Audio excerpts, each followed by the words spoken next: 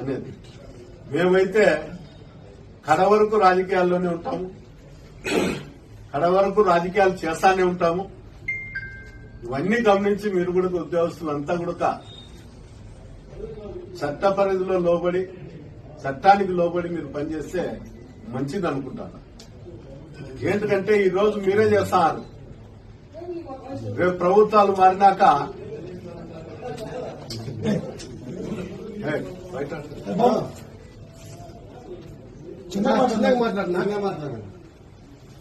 ప్రభుత్వాలు మారినాక మళ్ళా మేము అధికారులు వచ్చినప్పుడు మీరు ఇంతకు రెండింతలు పనిచేయాలి.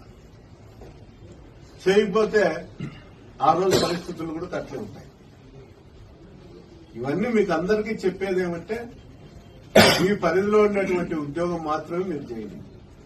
పరిధి దాటి మీ ఇష్టానుసారం మీకు సంబంధం లేని విషయాలలో తల దూస్తే ఏదో రోజు ఇబ్బంది పడాల్సిన పరిస్థితి ఏర్పడుతుంది.